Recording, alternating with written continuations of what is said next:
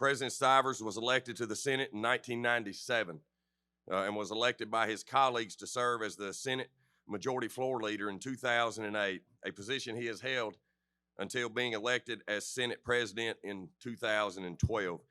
President Stivers has been a great friend and champion of Kentucky counties. Please join me in welcoming our President of the Senate, Robert Stivers. Appreciate you, my man.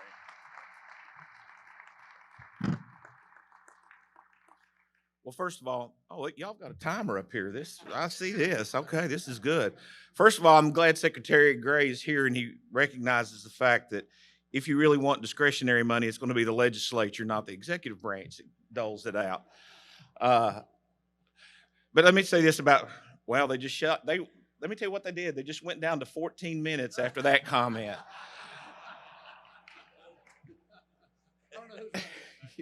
Yeah.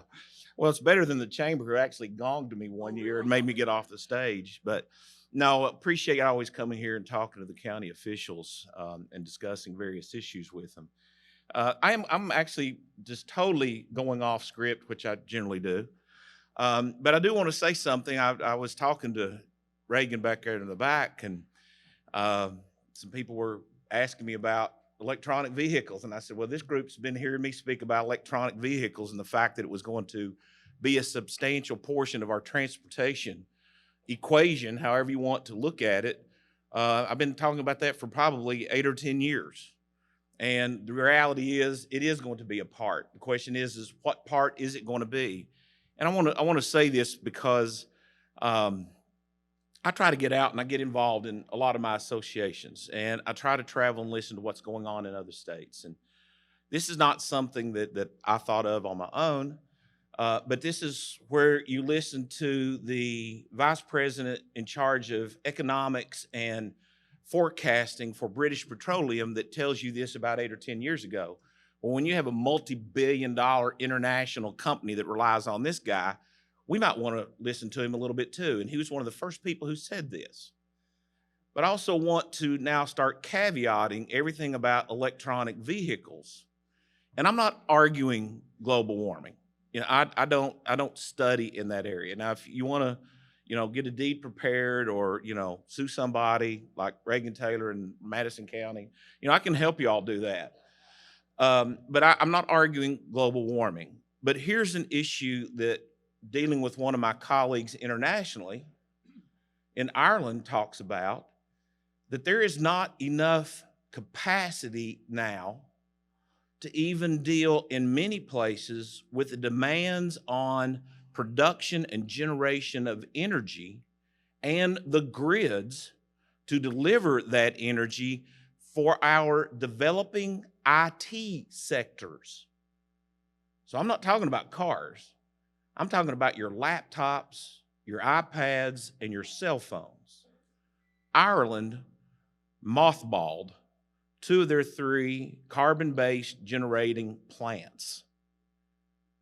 They started having brownouts because Ireland has become the jumping off point for American companies to go into Europe in the IT sector. In Dublin, they have over 8,000 jobs that are only related to Google. They are now talking about opening them back up because they can't maintain the demand for electricity to deal with the IT sector growth. Senator Daly from Ireland looked at me and we had this discussion, and he says, what do we do when we get electronic vehicles? Electricity has to be generated from somewhere.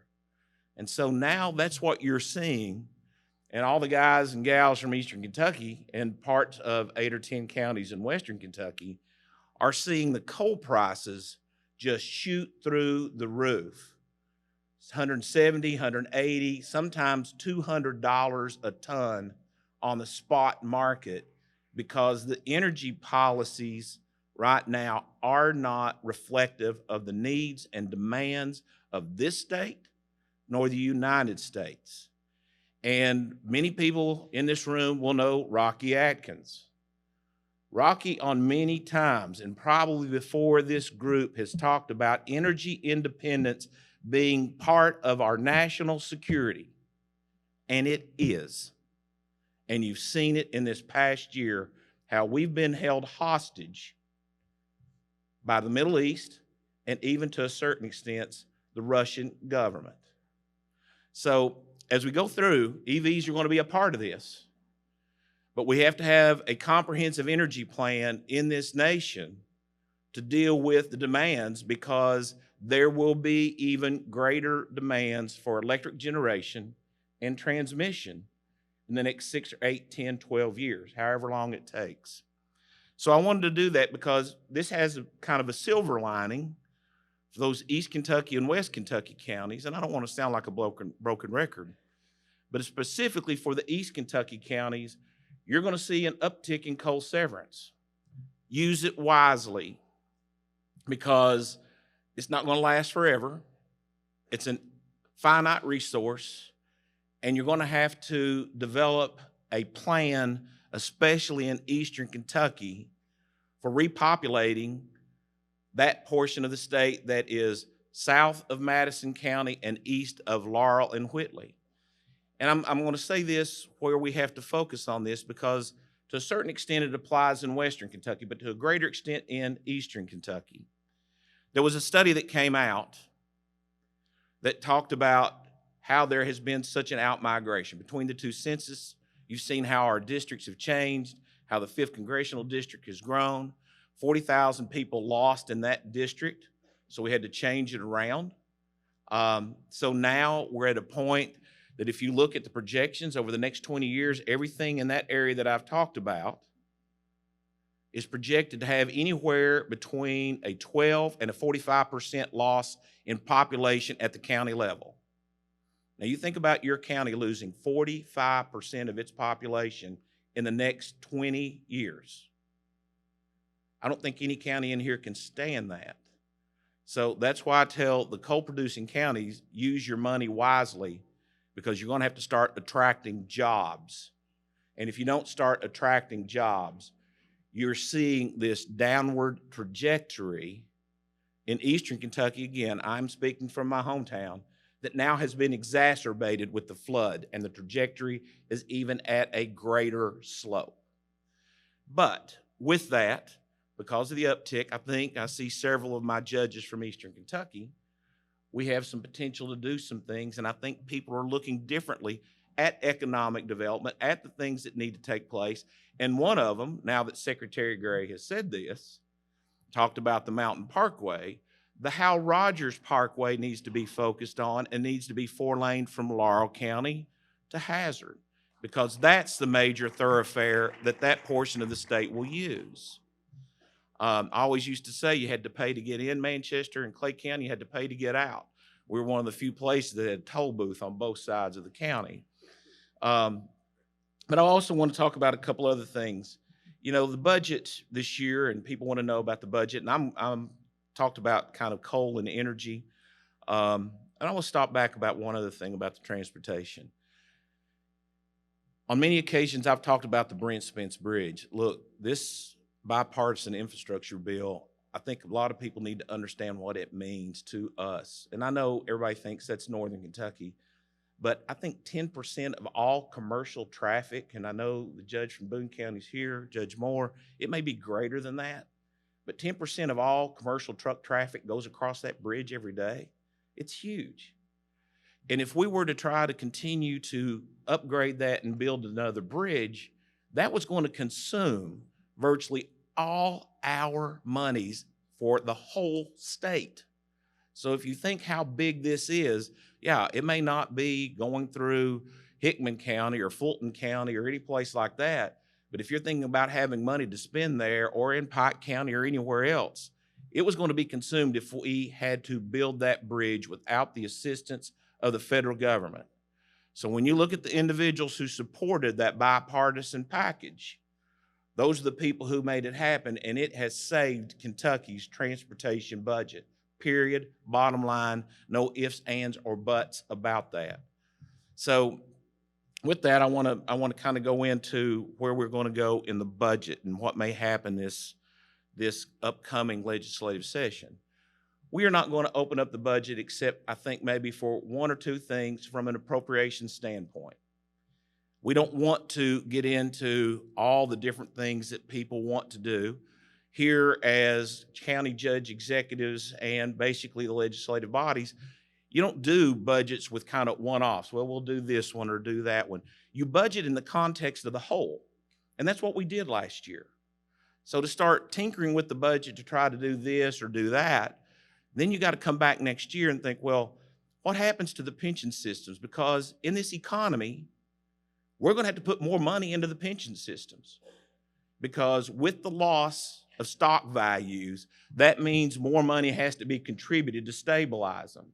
Right now, the teacher retirement system is almost 10% of our budget. And look, I'm all about education, my children and what they've done, what I've done through education, but we have to be realistic about what our revenues are going to be. But right now, the TRS pension system is almost 10% of our total budget. If we start trying to do pay increases this year without understanding the ripple effects to the budget, that $1.4 billion that we have to maintain to keep us on the trajectory of being a competitive tax state goes out the door, and all the counties on the south part of this state will not be competitive with Tennessee and continue to see us lose to that competition with Tennessee. So we have to budget in the context of the whole. The only thing I see us doing is taking care of the Warren County Bowling Green Veterans Center. That was because of a mistake that we have the Veterans Center commitment from the federal government that it was underestimated what we would have to appropriate. And that's nobody's fault. We got an estimate from the governor's office, we put it in the budget, but then all the skyrocketing costs just blew out the window, and we're about $15, $18 million short to be able to receive our match. So we can handle that. We can make sure we do it, and the reason we need to do that is because if we don't, we fall off the list. We have to reapply, which will be 2 years to reapply to be considered again, which if you are considered, that means you may not even get it. So from a budgetary standpoint, we don't plan to do a whole lot. It's in place. We know what we're doing. We want to continue to try to get to a total consumption-based tax code so we can be competitive with the Tennessees, the South Carolinas, the North Carolinas. Even now, Mississippi is going to this, and that's where you're looking at your job creation and your job growth, because the people who create jobs are going to those states. And if you don't believe me, look at what happened with Elon Musk. He moved everything out of California and went to Texas. Well, we want to be able to look at those types of people and say, come here, because that's what they're looking for. So that's generally kind of my observations about where we are and what we really need to look at in big, broad-brushed pictures of the state. I think we have a very good outlook if we stay disciplined, and we will, because I can tell you what, having met with David Osborne and my group of people, we know where we want to go, and we plan to go there. So with that, I'll say, always appreciate it. Judge Turner's not here, sitting on the front corner to ask a question, but they say I've got 8 minutes and 47 seconds to take questions with. The older people understand that. Judge Turner used to always jump up and ask me the first question, but I'll be glad to spend some time and take questions if anybody wants to ask. I've always learned that there is probably more likelihood you want to ask me about what you think about than me try to tell you what you're thinking about. Yes, sir. President Stivers, thank you for being here this morning. As you well know, the jail is the largest expense on our county budget. And so I would like to say thank you for the increase in the per diem, helping us with that. My question is, as we go further and looking ahead into the future, how can we partner with the state to help us with that situation as we look ahead? Well, I'm going to say I think there was 10 or 11 counties that were picked. Is Martin Hatfield here? I saw Martin earlier. He was. I think Pulaski County is one. Yeah, Martin's right in the back. One of the counties. Look, I'm all about taking care of people, and I look at Martin because I've known Martin. I think Pulaski County was one of them, and Martin worked with us on this bill. I'm all about supporting the police and putting people who make us unsafe in jail. But there are other groups of people that are being incarcerated, and that's where Senate Bill 90 came in. And if you want to know more about it, there's some people who, because of a bad set of circumstances, could be put back out instead of in jail, could go through substance use disorder relief, get into some type of rehab, get job skills and training. And when we have such a huge demand for an employable workforce, and this is one of our problems, why not put this person under the microscope after an appropriate assessment and try to keep them out of jail and get them to work? Now, that's not going to be the guy that committed rape or arson or the profiteer in the drug system. Look, the guy that comes in with meth or anything like that, any of these other substances, guess what? We need to warehouse them.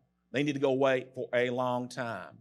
But these people that they prey on that could be a viable, productive citizen, but for their experience with drugs, we need to keep them in a different type of setting, try to get them back to be a productive citizen. That's one way, knowing what we could do with, and I'll say this, using maybe some of the opioid settlement monies to put into treatment instead of incarceration would be a better way to partner with us, and programs that really work. And I'm going to tell you, 30-day programs don't work. They're year-long programs. It's a tough thing to be. But those are the types of things with the counties and the jails and the court system, I think, that would make a big difference for multiple areas, for our purpose of being an economic development to cutting county costs, because it is much cheaper to do somebody like this. And I'll tell you how committed I am to doing this. We just dedicated my old home place, my brother and I and my sisters, to being an alternative living, a transitional living house that we've had in our family for close to 200 years for women who have just gotten off, that have been pregnant with substance use disorder, for them to live there in a free and clean environment under good supervision and get job training. They're not the profiteers, they're not the dealers, but I think this type of program, being smart in that area, is a place that we could partner with cities and counties to make a difference. Yeah. It's Bill Barnum out front, who used to be a reporter. Is this on the record? Is this on the record, Bill?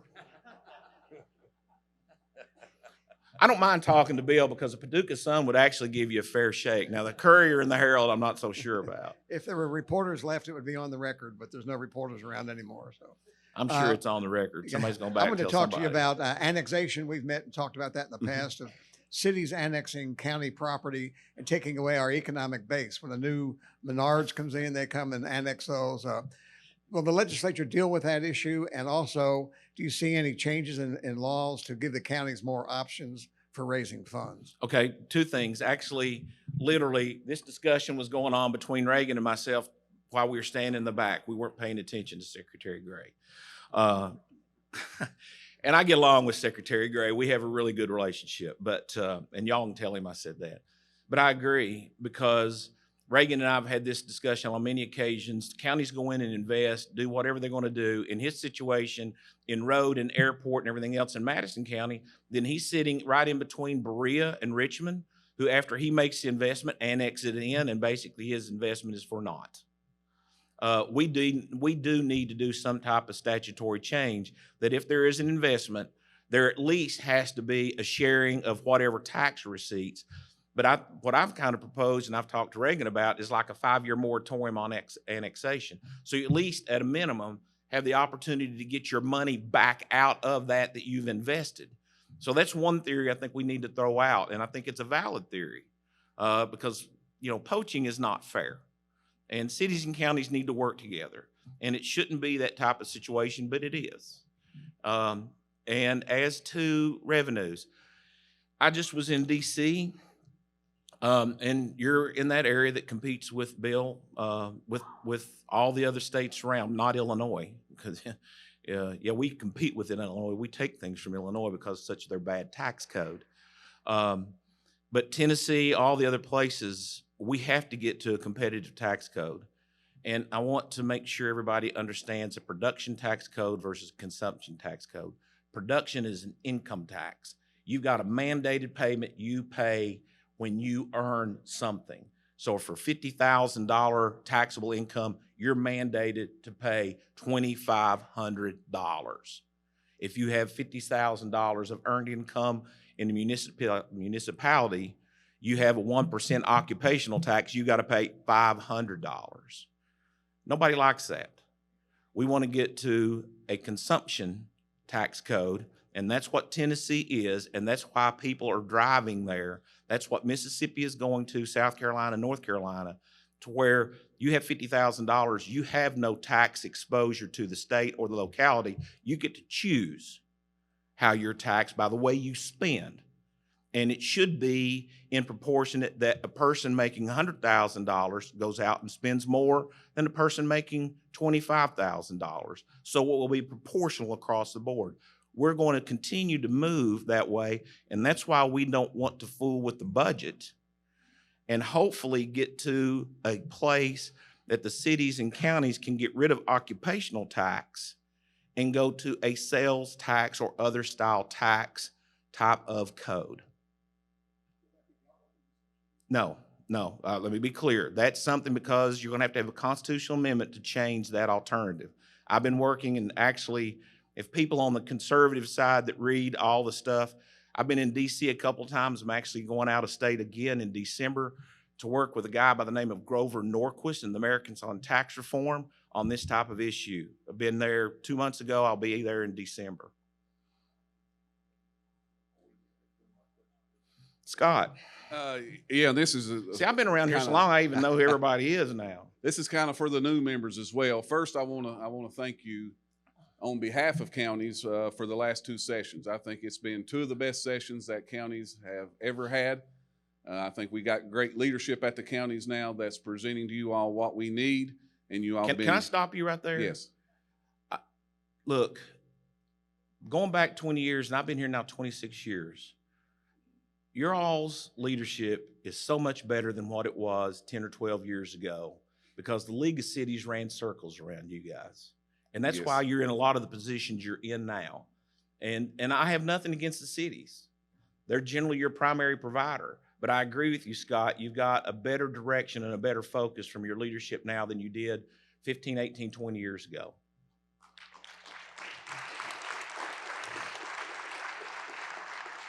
So yeah, I wanted to bring that first up for all counties, and second, on behalf of coal-producing counties, I want to thank you all. It's been 2 of the best sessions for coal-producing counties, and you are so true when you say that we must invest this wisely, because I've been through both the ups and downs. When I started, there was no coal severance. Now we're going to have some coal severance, so we need to invest it wisely. And one of the things that I've talked to you about too is the water, and I'm gonna lead into the disaster because at one particular time we got too much water. But with that being said, you know, one of the reasons East Kentucky is still worth investing in is that we have an annual rainfall that is pretty predictable over the last 50 years, and it's still there, if not getting more. So East Kentucky is really worth investing in, because we see what's going on in America and across the world is with the water shortage. So I think East Kentucky can take another resource that we have and put ourselves back on the map. Now, with that being said, I also want to thank you all. I know I've seen what you've done in West Kentucky for the tornadoes. I've lived it in East Kentucky, what you all have stepped up and done, both the governor and the Senate and the House for East Kentucky. And we're getting to where disasters are bigger than counties. And what I mean by that is this disaster is so big that I'm speaking for Perry, but I think all East Kentucky, we can't handle it. And what I mean by that is the damage in Perry is probably going to be 100 to 150 million. I know we set aside the 200 million, and at some point I want to speak before the session starts that we may need to tweak that a little as we go forward. But I just want to step up first and give you a big thanks, but also say that that we may, including all the counties in East Kentucky, need a little more help down the road. So I wanted to plant that seed with you while I was here today.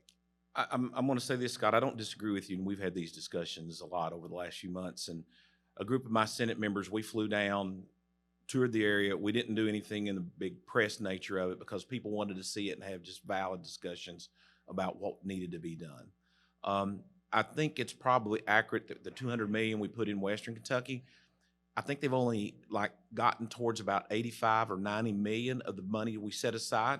And that's not a criticism, and everybody here will understand this. I think probably we may tweak some language, but you're not going to be able to access that money because I'm going to go back to Mayfield, I think it was, that lost their courthouse. You know, and this is the discussion I had. If we were to give you $100 million today, you couldn't spend it today because you got to first clean it up, then you've got to do design and engineering, and then you've got to put it out for bid, and then you start construction. That's a year-long process. So I don't think you're going to see, and now I think probably in Western Kentucky, they're ready to start drawing down faster on some of the bigger dollars. I don't think you're going to be at the point to where you're going to be able to draw down those, but I think that discussion about changing housing patterns starts becoming part of the equation because everybody was saying, look, and I'm a person that calls it the way I see it. The governor and I don't swap Christmas cards. But in this one we agreed upon, we needed to get some type of temporary housing in place before we started looking at putting permanent housing to get people out of the cold. And as I spoke with one of the ladies that was advocating, and you know who I'm talking about, they said, well, we need this money right now to start building houses. How soon could you design a house? Well, it would take us a month. How soon after that month could you build the house? 7 to 8 months. I said, so what you're asking for won't get these people out of the cold. So let's focus on temporary housing. And that's one place the governor and I agreed upon. We had to focus on that first. Now, based on the discussions we had with you, we need to start, you and other judges, we need to start looking at changing housing patterns so we don't lose this, but lose and have this type of catastrophic loss again.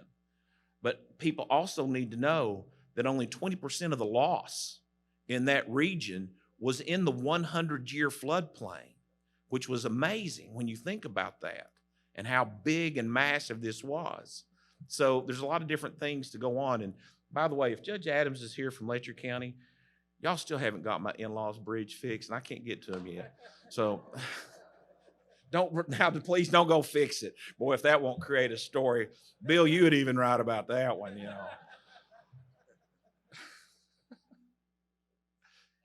You have time. That's it. Okay. They've given me the hook, just like Jim Gray.